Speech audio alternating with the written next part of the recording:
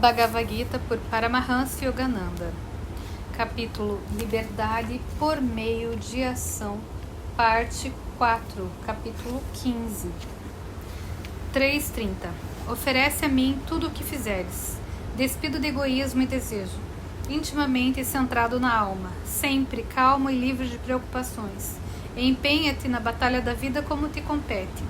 3.31. Os devotos autênticos que praticam meus preceitos e os ensinamentos verdadeiros de outros libertam-se de todo karma. 3.32. Aqueles, porém, que desdenham minhas lições e se recusam a praticá-las, iludidos pelo ego quanto à natureza da sabedoria, fica sabendo que tais pessoas, em sua rejeição, devido à ignorância, estão cortejando o fracasso.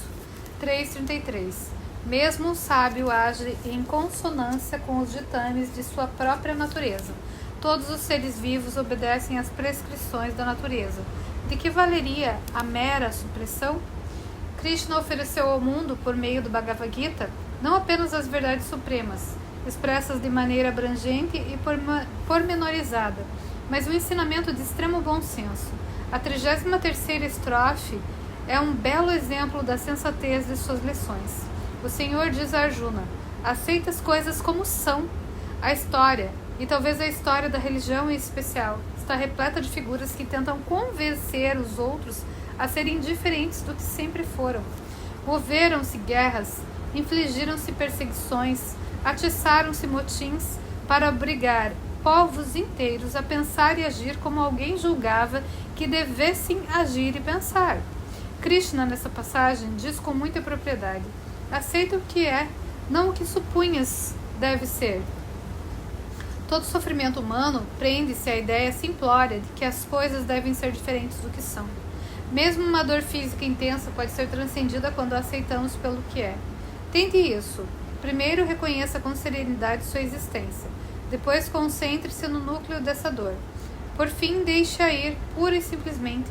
Verá que aceitando-a sem restrições, ganha forças para liberá-la. Não dê aos outros licença para lhe prescreverem o que, aos olhos deles, você deve ser. Por outro lado, nunca dispense arrogantemente os seus conselhos. Embora permaneça sempre fiel à sua própria natureza, você nunca se transformará por supressão. A mudança verdadeira só se obtém por transcendência. Se há em você uma qualidade de que não goste, procure elevar a consciência a um nível superior.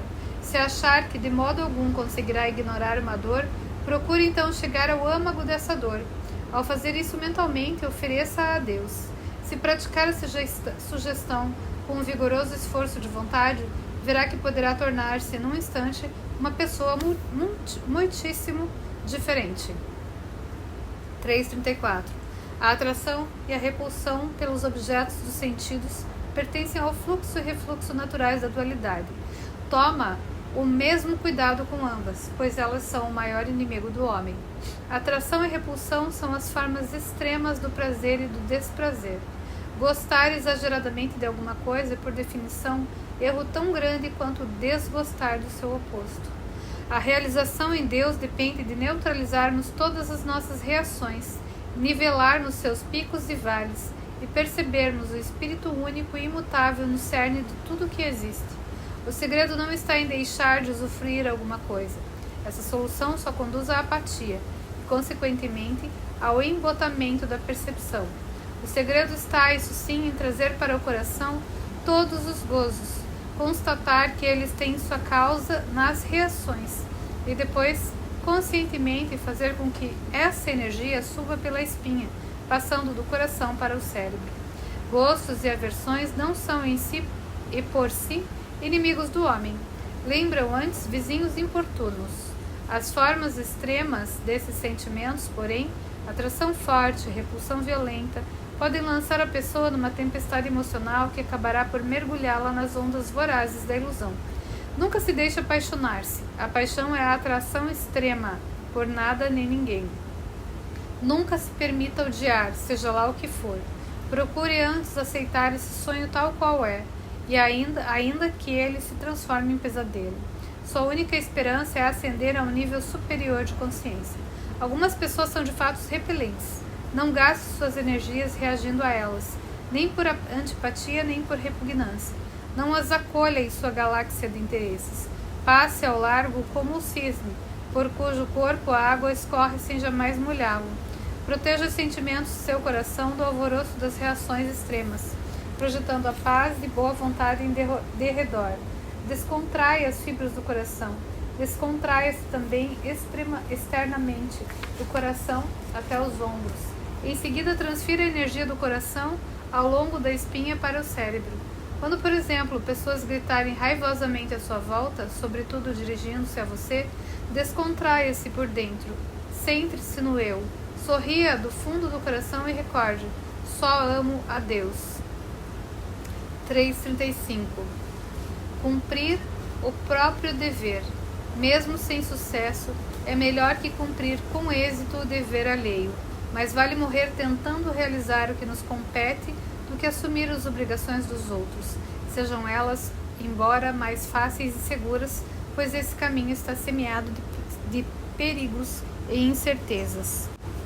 O dever supremo de todo homem consiste, é claro, em encontrar o eu único, Deus.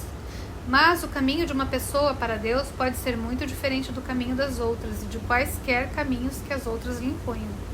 Se ela não tiver um guru autêntico para lhe apontar a melhor direção, deverá seguir a voz interior que lhe sussurra: é por ali que deves ir, a fim de conquistar a verdadeira liberdade.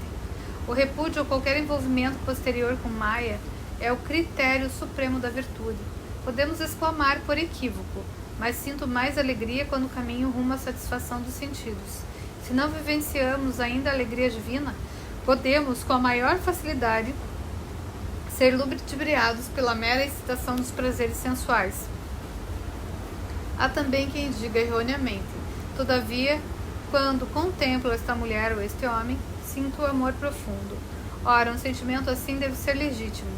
O resultado na sequência das várias peripécias entre um nascimento e outro, muitas vezes, leva esses entusiastas para bem longe de seus primeiros arroubos de paixão. A liberdade interior é, pois, o guia moral mais confiável. Pergunte a si mesmo: encontrarei a liberdade no deleite desta contemplação? Sentir-me-ei livre nos anseios deste amor? A pergunta seguinte será: é claro, de que me sentirei livre? Libertação do acicate do desejo não é libertação, é apenas alívio passageiro. A sensação de liberdade deve ser calma e garantir a plenitude interior. Ainda assim, como desabafou certa vez Yogananda, as pessoas são tão hábeis em sua ignorância. Nem sempre convém a gente comum confiar demais em seu próprio tirocínio. A necessidade suprema de todo aquele que busca com sinceridade é a orientação de um guru autêntico. Como fará para reconhecer seu dever principal quem não conta com essa bênção, nem talvez anseia tanto por Deus? O único recurso é perguntar a si mesmo: dar-me-á ele maior liberdade interior e a sensação de ter feito o que era certo para mim? Vou repetir: dar-me-á ele maior liberdade interior e a sensação de ter feito o que era certo para mim? 3:36. Arjuna perguntou: ó Krishna, diz-me o que nos impele, mesmo contra a vontade, a fazer o mal, como se estivéssemos sendo forçados a isso. Seguramente já houve na vida de todo homem momentos em que tentações de vários tipos pareciam forçá-lo a agir contrariamente ao que sabia ser correto. A pergunta de Arjuna é universalmente compreensível. 3:37. Krishna responde: o desejo e a cólera, atiçados por Rajoguna, fica sabendo que esses são os piores inimigos da humanidade. A alma desgarra-se de si mesma em consequência do apego ao corpo e da consciência egóica resultante, o sentimento de ter uma individualidade separada. A consciência de separação faz-nos sentir incompletos. Assim, os gunas, que por primeiro levaram a alma a nutrir o sentimento de separação, se tornam mais ativos como rajogunas. No fundo, é um impulso ativador que induz as pessoas a buscar a completude por meio de empreendimentos e aquisições exteriores. Os desejos vêm na esteira de tudo isso, e como os desejos, uma vez despertos, acabam por se multiplicar ao infinito, ninguém os consegue satisfazer a todos, por mais endinheirados que sejam. A consequência do desejo frustrado é a cólera. Por isso, bem se diz que a cólera e desejos vão de mãos dadas pelo caminho da vida. O desejo, a ânsia de realização, jamais é inteiramente confiável e está sempre acompanhado, até certo ponto, pelo pensamento angustiante. E se eu não conseguir? A essa ideia, a cólera sempre pode assomar à superfície da consciência. Os gêmeos, cólera e desejo, são inimigos da humanidade porque lhe roubam paz de espírito. Quando desejamos coisas, dizemos: nunca serei inteiramente feliz até obtê-las. Na sequência imediata desse pensamento vem o medo inquieto de possível fracasso, raiva e perda de não ganho de felicidade. 3,38. Assim como o fogo é obscurecido pela fumaça, o espelho coberto pelo pó e o embrião envolvido pelo útero, assim o entendimento humano fica toldado pelas três qualidades. A referência aqui é aos três gunas. Sattva guna, ilustrado primeiro exemplo, pode ser facilmente desfeito por um leve sopro da brisa da meditação, tal como a fumaça que oculta o fogo pode ser facilmente dispersada. Um espelho empoeirado talvez exija algumas fricções vigorosas para ser limpo, mas depois disso voltará a refletir nitidamente as coisas. Portanto, o Rajoguna, expresso de maneira correta e com energia comparável ao poder da ilusão, pode ser transformado sem grande dificuldade a fim de refletir novamente a imagem cristalina do espírito. O embrião, porém, não emerge do útero até seus dias se completarem. Mesmo assim, para a pessoa em que impera Tamoguna, nem lições repetidas nem esforço persistente de vontade serão úteis. A natureza vai seguindo o seu curso e aos poucos conduz a pessoa a um ponto em que, após repetidas decepções e lampejos de esperança, de uma maior compreensão, o ser interior finalmente vem à luz, nascendo com a plena dignidade da criatura humana evoluída. 3,39. Ó filho de Kunti, Arjuna, o inimigo costumaz do sábio é a chama obstinada do desejo interior.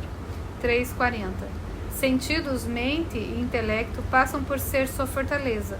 O desejo, insinuando-se neles, ludibria a alma encarnada e eclipsa sua sabedoria. 3,41. Por isso, ó flor da dinastia Bharata, começa por disciplinar os sentidos, retirando-lhes a energia e transferindo-a para a espinha, e em seguida destrói o desejo, expulsando-o do coração. O desejo é o algoz pecaminoso da sabedoria e da realização de si mesmo. 3,42. Os sentidos de si são superiores ao corpo, pois veiculam a percepção. A mente é superior aos sentidos internos e externos, pois ela é que percebe. O intelecto é superior à mente, pois compreende a coisa percebida. E o eu é superior ao intelecto, uma vez que é ao mesmo tempo percepção e compreensão. 3,43. Ó poderosamente armado Arjuna, depois de reconhecer a superioridade do eu interior divino em relação ao intelecto, subjuga teu eu inferior, o ego, assumindo o eu verdadeiro, e assim derrota o inimigo que, revestido com a armadura do desejo, é sempre difícil de abater. Aqui termina o terceiro capítulo intitulado Karma Yoga dos Upanishads do Sagrado Bhagavad Gita, o diálogo em que Sri Krishna e Arjuna debatem sobre yoga e a ciência da realização em Deus.